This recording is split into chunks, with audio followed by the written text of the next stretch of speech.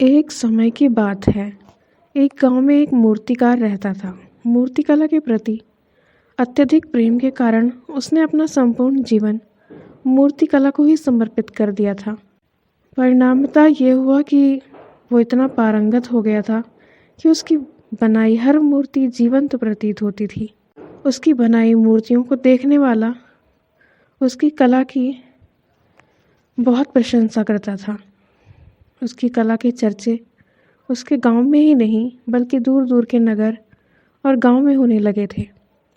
ऐसी स्थिति में जैसा सामान्यतः होता है वैसा ही मूर्तिकार के साथ भी हुआ। उसके भीतर अहंकार की भावना जागृत हो गई। वो खुद को सर्वश्रेष्ठ मूर्तिकार मानने लगा। उम्र बढ़ने के साथ जब उसका अंत समय निकट आने लगा तो वो मृत्यु से बचने की युक्ति सोचने लगा। वो किसी भी तरह स्वयं को यमदूत की दृष्टि से बचाना चाहता था ताकि वो उसके प्राण न हर सके। अंत में ये हुआ, उससे एक युक्ति सूझ ही गई। उसने अपनी बेमिसाल मूर्तिकला का प्रदर्शन करते हुए 10 मूर्तियों का निर्माण किया। वे सभी मूर्तियां दिखने में हूबहू उसके समान थी। निर्मित होने के बाद सभी मूर्तियां इतनी जीवंत प्रतीत होने लगी कि मूर्तियों और मूर्तिकार में कोई अंतर ही न रहा। मूर्तिकार उन मूर्तियों के मध्य जाकर बैठ गया।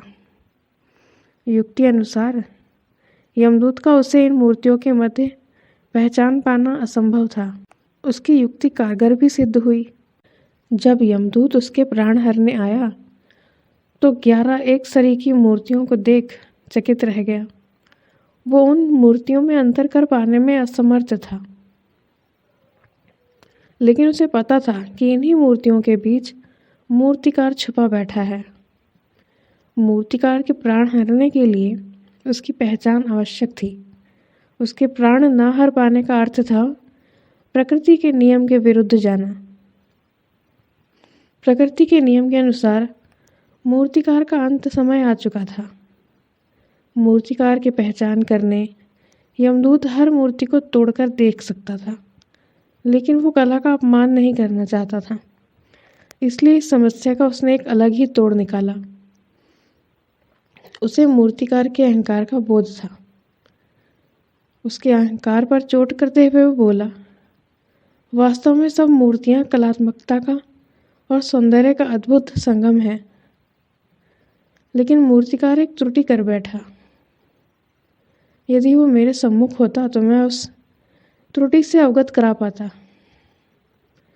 अपनी मूर्ति में त्रुटि की बात सुन अहंकारी मूर्तिकार का अहंकार जाग गया। उससे रहा नहीं गया और झट से अपने स्थान से उठ बैठा और यमदूत से बोला, त्रुटि? असंभव। मेरी बनाई मूर्तियां हमेशा ही त्रुटिहीन होती हैं। यमदूत की युक्ति काम कर चुकी थी। उसने मूर्तिकार को पकड़ लिया और बोला, बेजान मूर्तियां बोला नहीं करती और तुम बोल पड़े। यही तुम्हारी त्रुटि है कि अपने अहंकार पर तुम्हारा कोई बस नहीं। यमदूत मूर्तिकार के प्राण हर यमलोक वापस चला गया। सीख, अहंकार विनाश का कारण है, इसलिए अहंकार को कभी भी खुद पर हावी न होने दें।